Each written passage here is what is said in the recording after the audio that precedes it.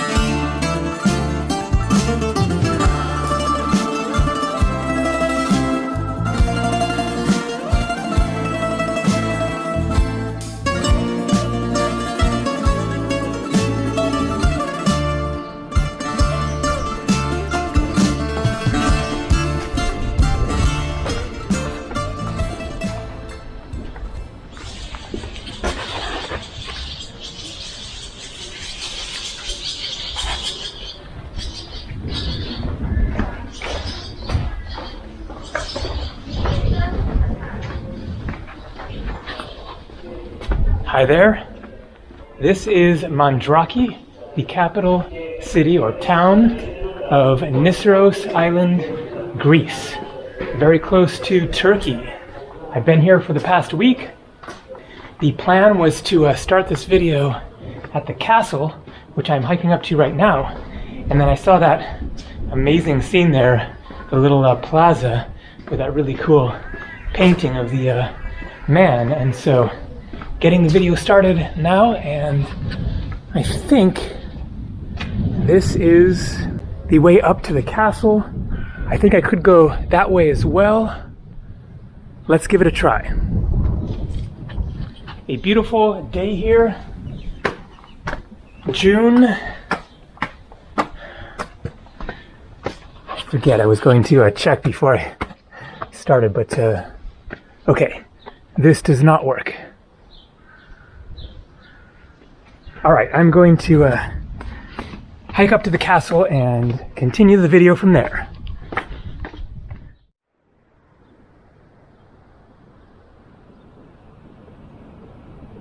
So there is Mandraki, the capital. I'm going to walk back down there in the course of this video. And there is the monastery. I will be visiting that. Out there is a little islet, and then beyond with the mountains is Kos Island. I flew in there a week ago, stayed there for a night, and then caught a ferry from Kos over to Nisyros here. So it is a beautiful sunny day, as tends to be the case in Greece, especially in summer. Not quite summer yet. June 12th. 81 degrees Fahrenheit and about 27 degrees Celsius. So in the course of this video, then I'm going to walk along through the town and then over to the port, just give you a taste of it. There is much more of the island to see, and there's a lot to see on this island. This is my third time here.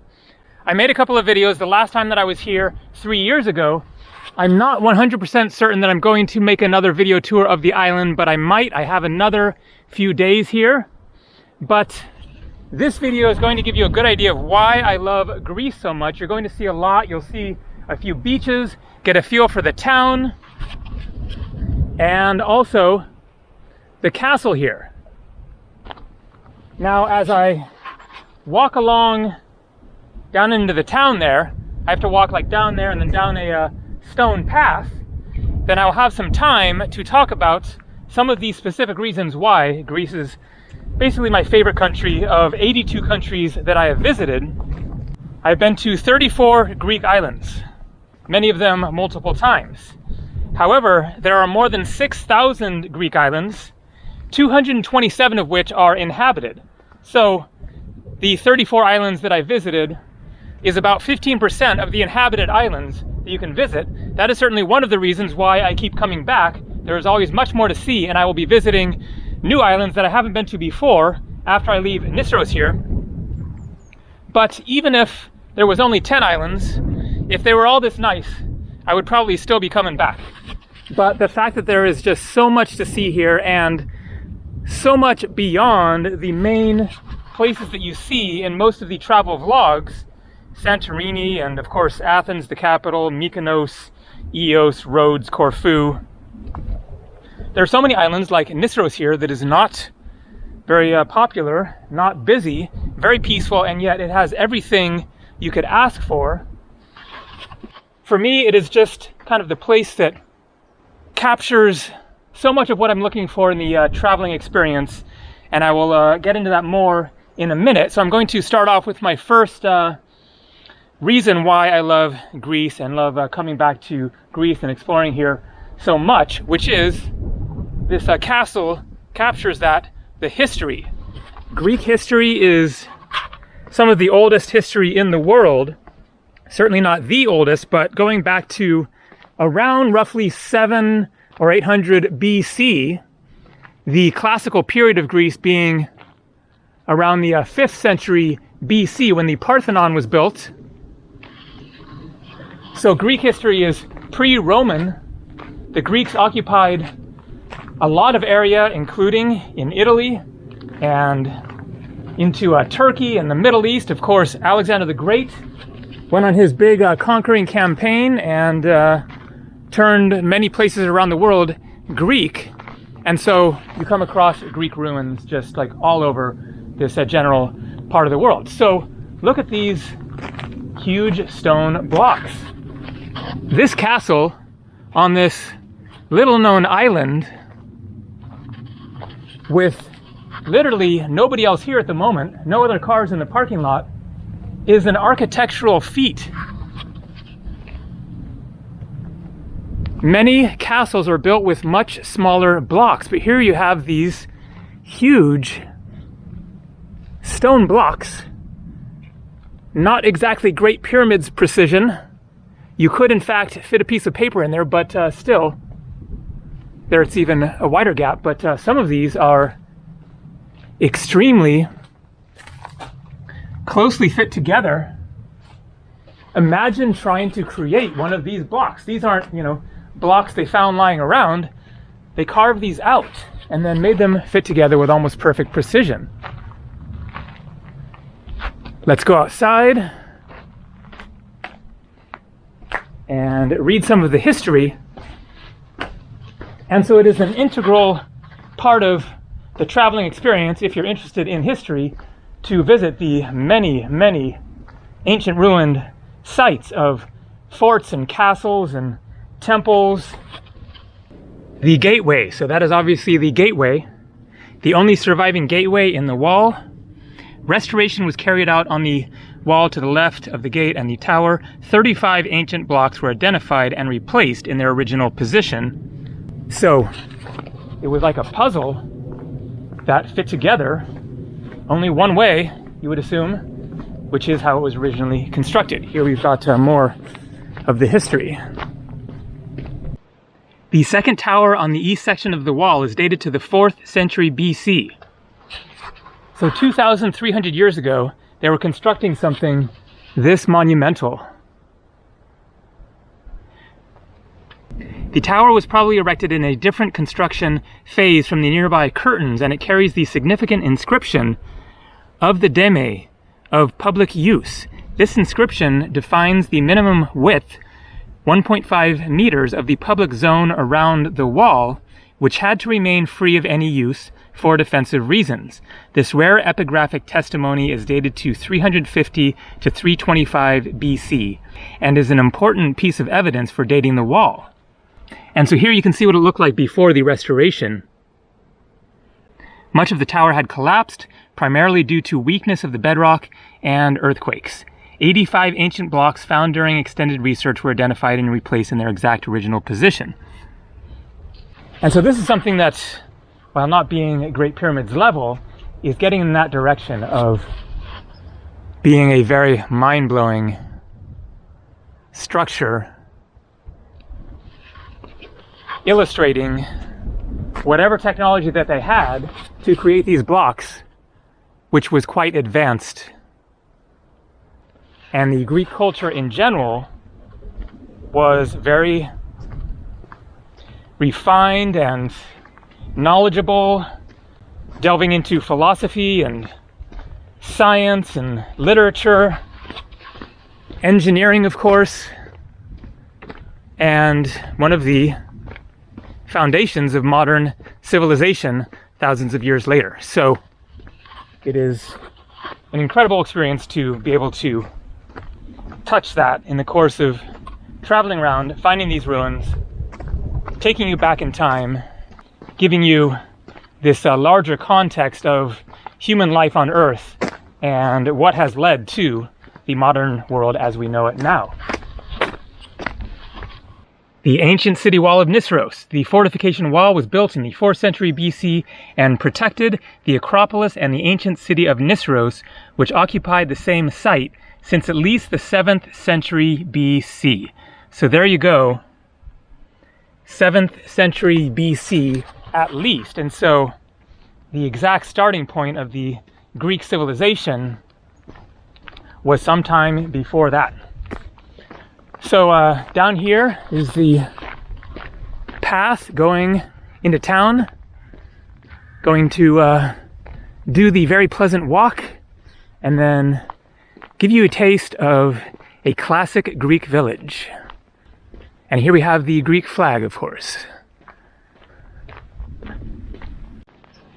So I'm going to continue talking about the reasons why I love Greece as I walk along here, just off the top of my head in no particular order. So number 2 is the weather, sunshine. You can count on it. So I've been to many island paradises, most of which tend to be tropical, which is not my preferred sort of climate. I don't really care for the humidity, the mugginess, and the back and forth weather of the tropics, from rain to sun to clouds to rain to sun to clouds. You get up, it's nice and sunny.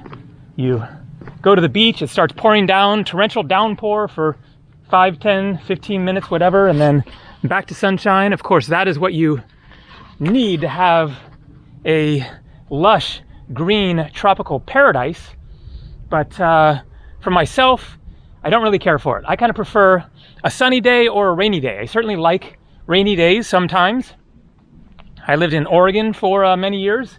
But when I'm traveling, when you're talking about a beach and going for hikes, getting out and exploring, then the rain kind of gets in the way of that. And so I just love the dry air, the clear, sunny weather, the sunshine. The light is important for just the visual experience of a place. If it was a cloudy, overcast day, then everything, of course, would look quite a bit different. So here we have some sort of a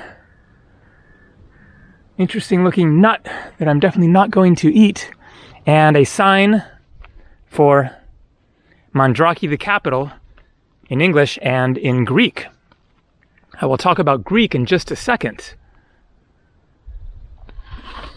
And so the climate, of course, creates the landscapes, so you don't get the same sort of lush tropical paradise as in the tropics, but you still get greenery. And for myself, I'll just lead into number 3 here, which is I love the landscapes. I like this more open kind of terrain. I'm not really a fan of jungle so much. Certainly I love to explore some jungle territory, you know, Hawaiian rainforest, stuff like that. But I just kind of prefer the more open experience and the more sparse terrain. I just kind of prefer it. You can look out and, you know, see where you are. And so that will lead into the next thing that I like about Greece, which is that the lack of humidity and plentiful rain means not much in the way of bugs. So I will just cover animals in general here. There are almost no mosquitoes. There are certainly a few. I've actually gotten bitten a couple of times in the past few days since I've been here. But that is probably a holdover from winter, and as you go more into summer, then the mosquitoes and various bugs disappear. But it isn't buggy. You're not getting bit very often, things flying in your face, all that kind of stuff. And then there's also basically nothing to be afraid of as far as animals. Spiders, scorpions, I mean, maybe there's a scorpion or two somewhere, probably. I don't think that I've ever seen one. Snakes, there are some snakes, but they don't bother you.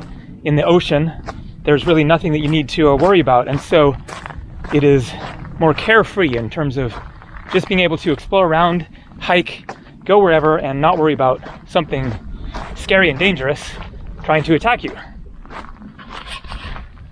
And so next is the people. The Greek people are very, very chilled out for the most part. Now, I have had a few incidents. I will mention one very quickly. Back in 2009, I was taking a bus from Athens north to the Pelion Peninsula, where I was going to be working on a retreat center, volunteering for 2 weeks. I had my bicycle. I was on a Greek islands bicycling trip and had gone to the mainland to go to this retreat center. I went up to the counter and bought a ticket for the bus and asked the lady, can I put my bicycle underneath the bus? And she said yes. The bus driver, however, was not happy about it, and through an absolute just raging tantrum, just like yelling and screaming in Greek. I didn't know what he was talking about, but obviously he was not happy. He did not like me being there, like a crowd around and everything. Like, it was just this whole dramatic event. Finally he relented and put the bike under the bus, because otherwise I would have been in a bad situation. But otherwise, for the most part, then Greek people are just very mellow, friendly, kind, welcoming, and not in your face. You don't have the hassle, the hustling that occurs in other countries of people just aggressively trying to get you into their shops, sell you a tour, trying to guide you around a town that you just want to walk around. Of course, in Athens, then you will run into a bit more hassle, but oftentimes it is actually not Greek people who are doing the hustling there. It is people from elsewhere who are probably not in a good financial situation and desperately trying to make a buck. But especially on the Greek islands, it is just really chilled out, and people just mind their own business. You can just do what you want. You will be welcomed and treated respectfully, but without getting in your space too much. Now, I mentioned the Greek language, which I showed on the sign there. And so one of the things that I love about Greece is the language and the sound of it, the words, how unique it is, and the written language, the fact that it is a separate, different writing script from Latin, English, letters, but also the same. So it's interesting because there are letters which are unique to the Greek alphabet. There are letters that are the same, the Greek and the Latin.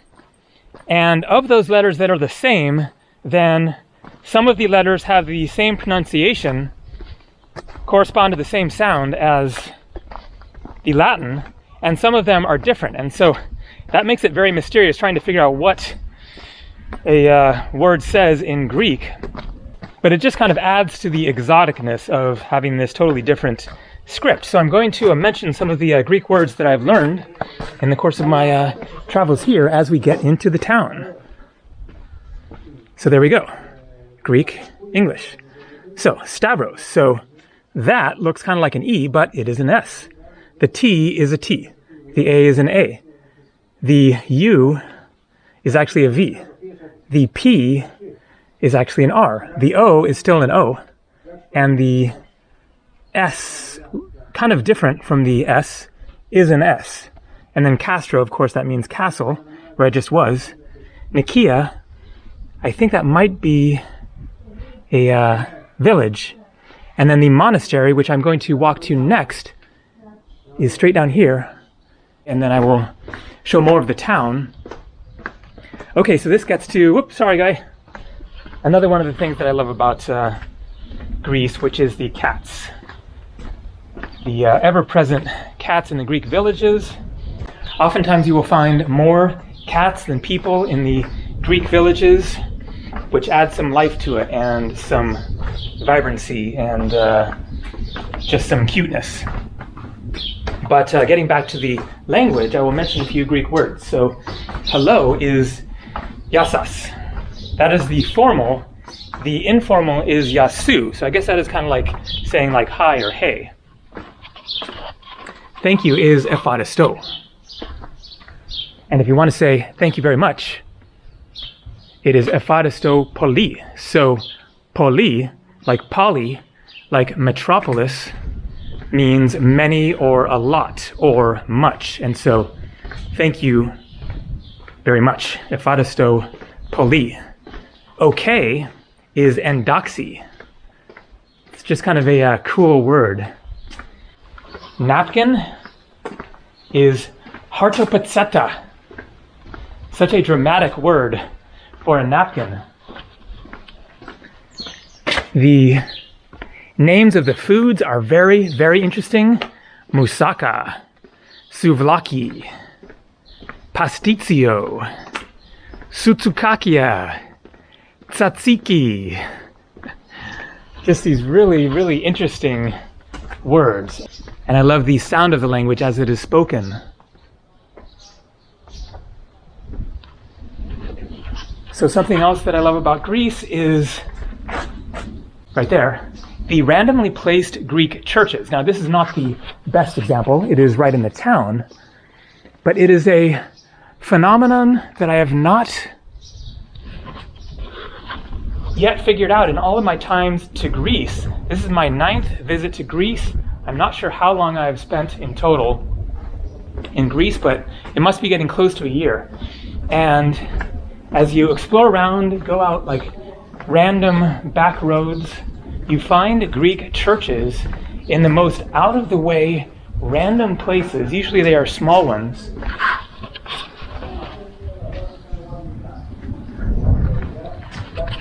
And it is a mystery that I have not solved, even though I've asked the question in previous videos, and people have answered it. But the answers, even from Greek people, are all over the place for the reasons why these churches are like, you couldn't find it intentionally unless, you just know absolutely where it is. But just, like miles and miles out of the way with nothing else around. One of the reasons that people give is they are built as a dedication to various Greek saints,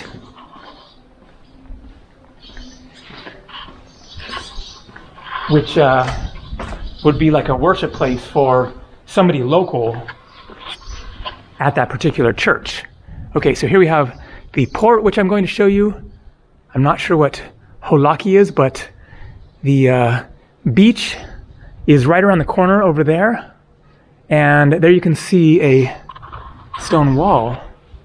The monastery is up there, so I'm going to walk up there. The home of Saint Nikita's family. Okay, so that kind of ties into what I was just talking about with the churches.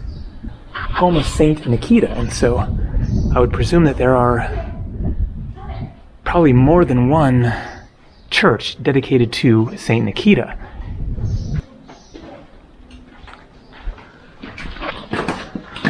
That's us. Yes, sir. Yes, sir.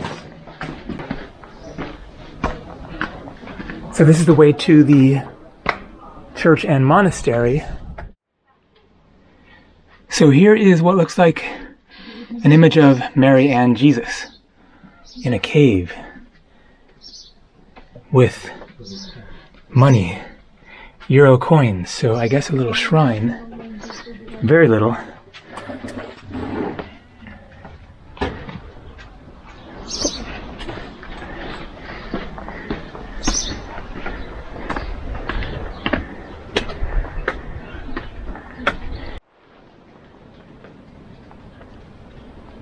Some nice mosaics here, I guess river stones probably, or some kind of stones, black and white, unless they're painted, but probably those are naturally black and white. There you go, Mandraki. So it was €2, the entry ticket, and it closes at 3 p.m. Right now it is 2:52, so I lucked out. Here all in Greek. Again, Mary and Jesus, 2007, so not sure if that's when the church was built or something else. Very interesting symbol there. Classic Greek bell tower. Such a just iconic classic scene here of the blue sea, the blue sky, the white buildings, the Greek flag with the blue and the white representing the sea and the sky and the sun and the waves. The white is the sun and the waves. So I'm not sure what there is to see here. Closed doors, I guess maybe something downstairs. And here another mosaic, 2 birds. Peacocks, I guess.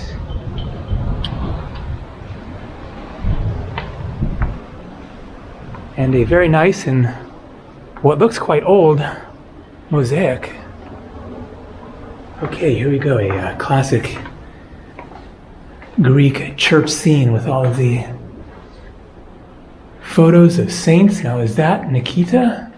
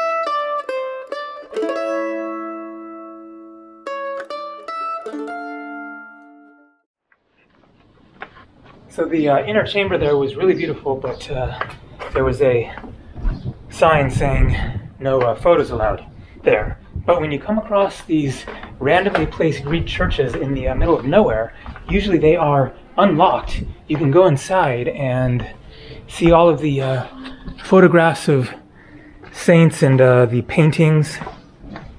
There are usually candles lit, yet nobody around, so it is quite a contemplative experience finding these little churches and having them all to yourself. Now let's go to the beach. And so that, of course, brings up one of the best things about Greece, which is that it has some of the best beaches in the world. Not necessarily the most picturesque, but great beaches. You know, there are white sand beaches and black sand beaches, rock beaches, sandy beaches, all variety. And one of the best things, what I love especially about Greece, is the crystal clear waters, but also the lack of waves for the most part. So you go to Hawaii, and obviously if you are a surfer, you will disagree with this, but so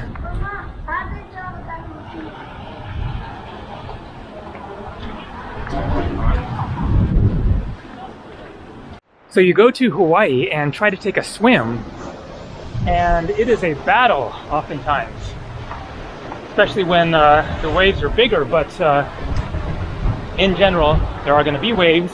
They're going to be pretty big. They're going to be crashing. You're going to have to like fight to get in to the water. Forget about just hopping in the water and swimming laps, which is what I really like to do. Of course, it is fun having waves, body surfing, etc. But I love the calmness, usually, of the Greek waters, but not today. It is windy. Wind creates waves.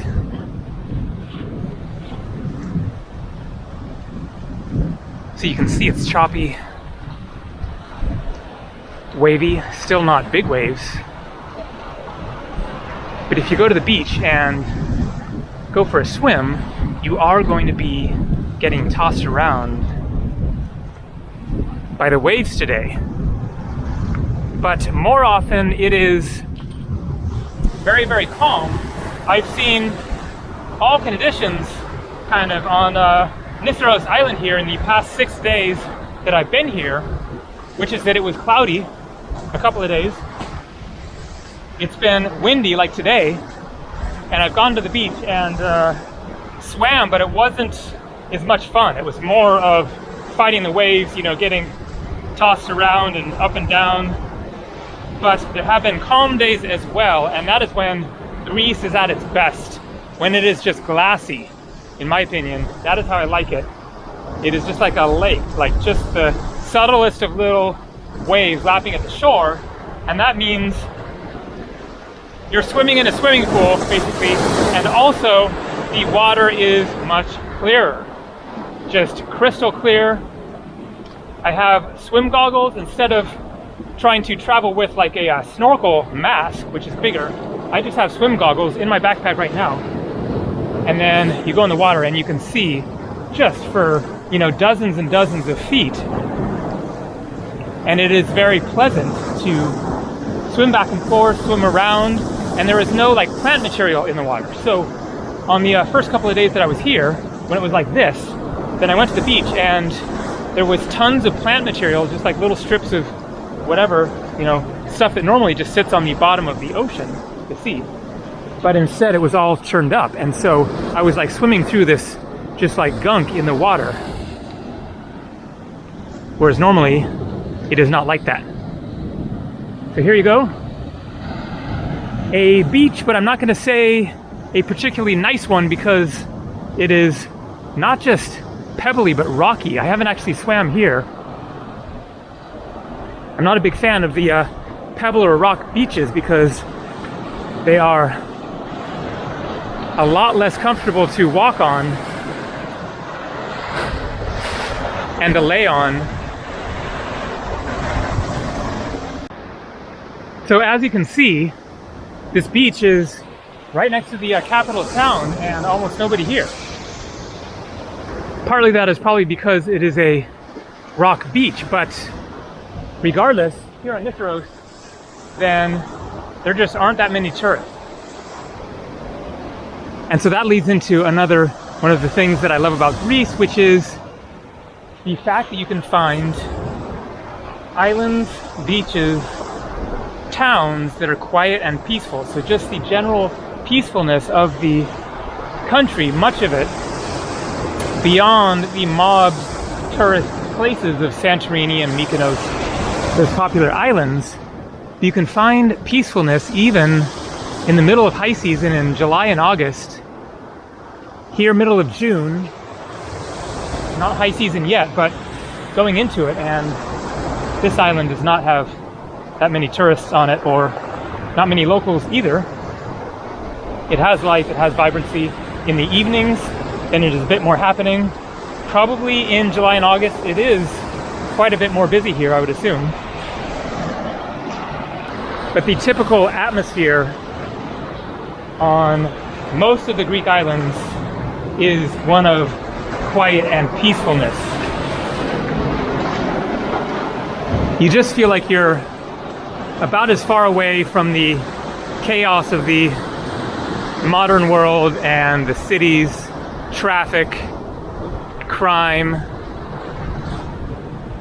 as you can get out here.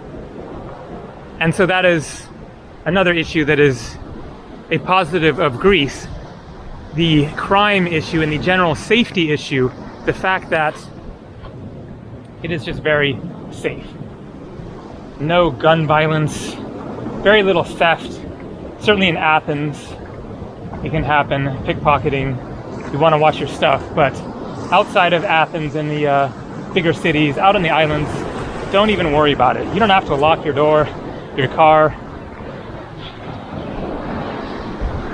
It is just very overall safe and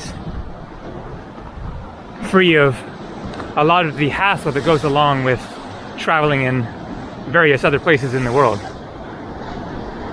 So the next thing that I love about Greece is right there, you're looking at it, the Greek villages. This is the capital, the largest town on the island. The other towns are much, much smaller. This is actually a bit of a sprawling town. It just goes to the bottom of that hill there, but you'll see it is a bit of a network of alleys and streets. Look at that view of the monastery, just stunning.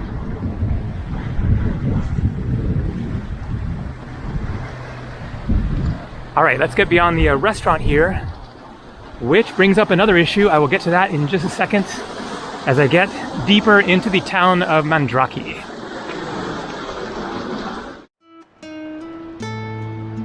And so I just love the general atmosphere and the layout of the Greek villages. These narrow lanes, these simple buildings, yet with character. The simple colors, the blue and the white. It is not fancy, it is not glitzy. It is not extravagant, but there is this just simple, exquisite beauty of a scene like this.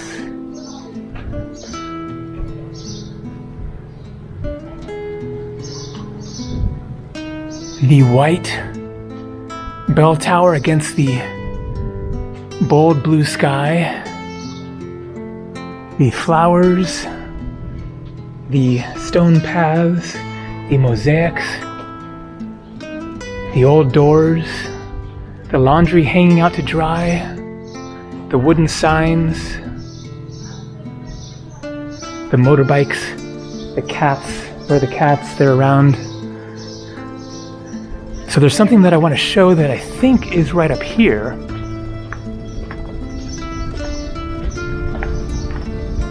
And of course the peacefulness of them, the quiet, the wind blowing through the lanes. So here we have another impressive mosaic, dolphins and a trident. I guess the trident of Poseidon, the god of the sea. So these mosaics, which I presume are natural black pebbles and white pebbles, last much longer than if it was painted, of course. As I showed in my video of Pella, the birthplace of Alexander the Great, incredible mosaics there from the era of Alexander the Great, which were still just as bright as when they were created, multicolored, not just black and white, because they were made with stones of natural colors instead of painted. Here's another one, and this is what I was looking for. This little square here with this big mosaic, and you can see a bit more color, the brown. Now, what is it? A bird? Legs? Claws? Is it maybe like a phoenix? Municipio, 1931.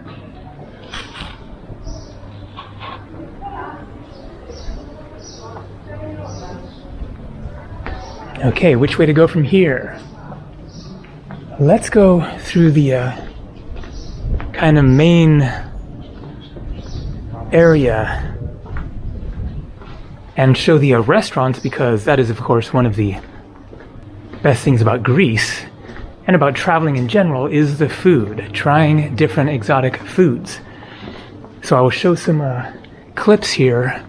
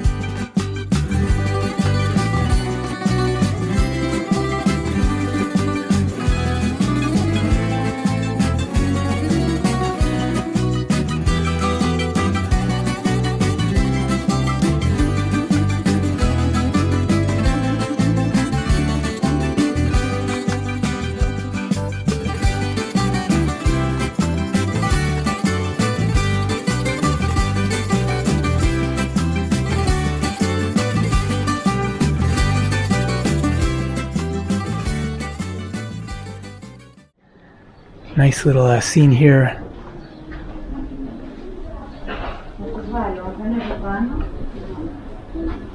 Little shrine there. This is basically somebody's front yard, so don't want to be too annoying with the camera. So I love Greek food. The moussaka, as I mentioned, and tzatziki. Gyros are the most famous of the Greek foods, but it is basically like a lunch fast food dish. But most Greek restaurants are just like gyro pita places where you can get gyros and maybe souvlaki, chicken strips and French fries and stuff like that. But there are so many more different types of Greek foods. And so here is the restaurant where I ate last night. Not this one, but this is a great location for a restaurant, but the one up ahead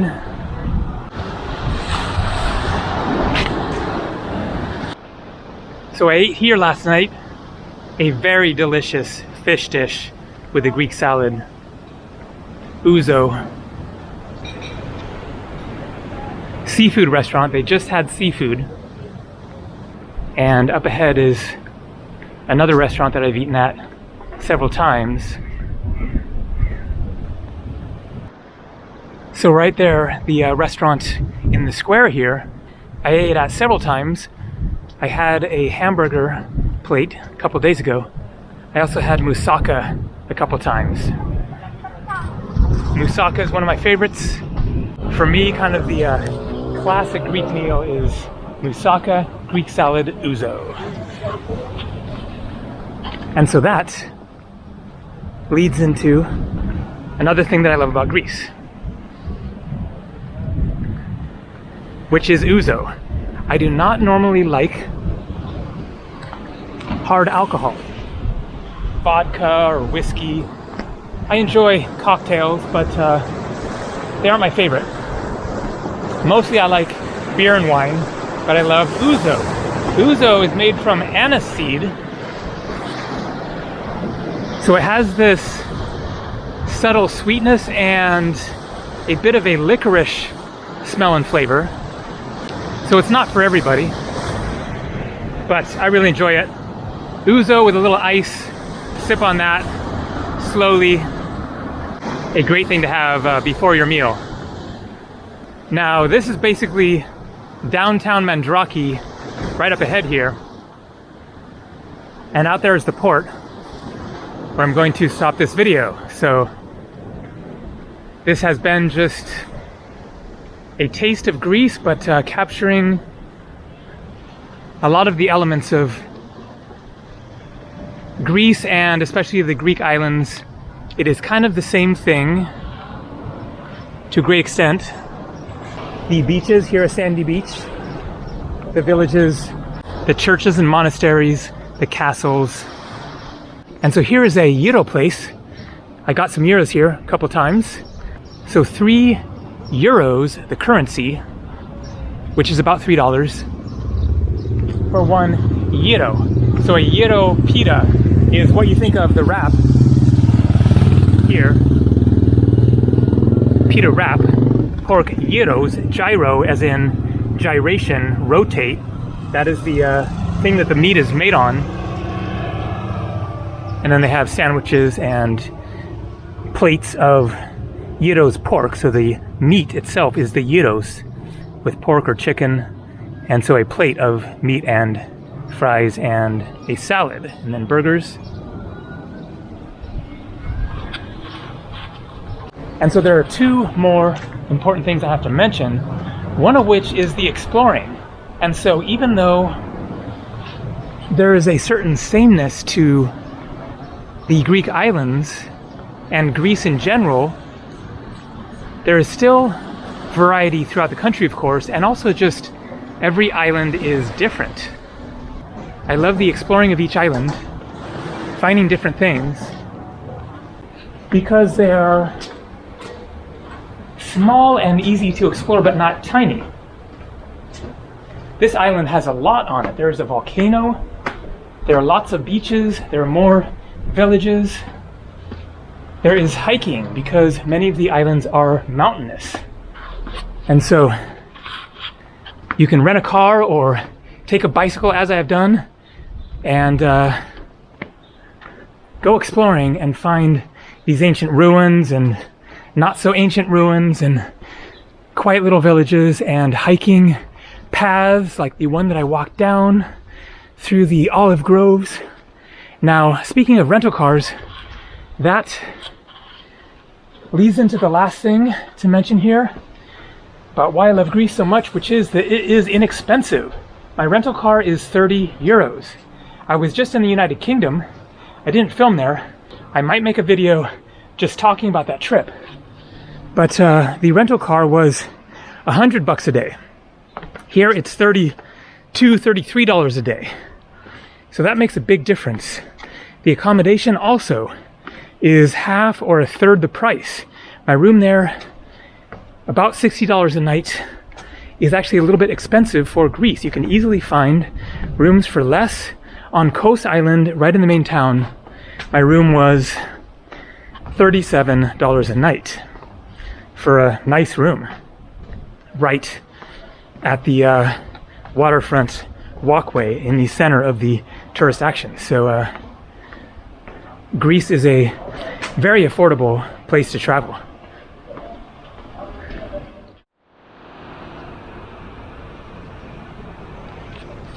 This is basically the end of town. Now, remember that I mentioned Poseidon, the trident in the mosaic. Nisyros. 42 square kilometers. Poseidon, the god of the sea, in the battle of the gods against the giants, creates Nisyros by throwing a rock from Kos, out there, not there, but that's probably Kos there, a big island.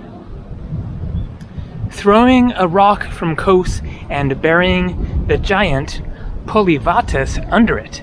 Then Nisyros is created. So, as the legend goes, there is a giant under this rock. The volcano. There is a crater of the volcano at the center of the island, which you can walk through. And up ahead is the ferry port. a boat taking off right now. And there is my rental car. On the subject of prices, then, the boat from coast to here, which was about an hour and 45 minutes long boat ride on a big boat. Those ones might be faster, smaller boats. But I think that it was €9.50, so that is $10 for an almost 2-hour boat ride. Food is quite cheap, not dirt cheap. The meals that I showed there, around 20-something euros.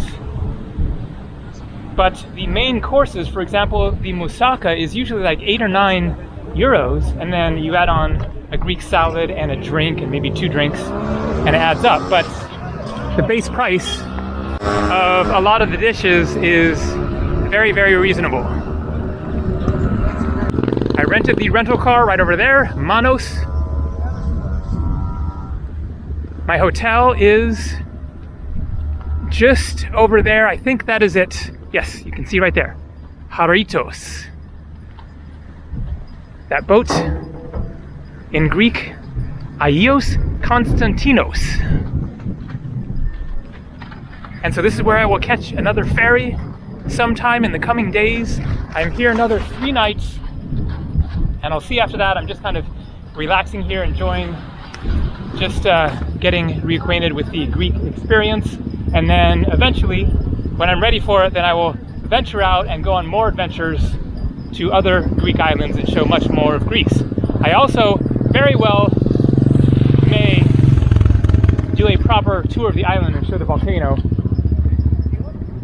But for now, I will post the previous video tour that I made of the island down below. And so if I make another video, it will be a repeat, but hopefully I'll make a better one and maybe show some things that I didn't show in the previous video. So that is all for now. Take it easy. Yasu. See you later. Efaristo. Thanks for watching.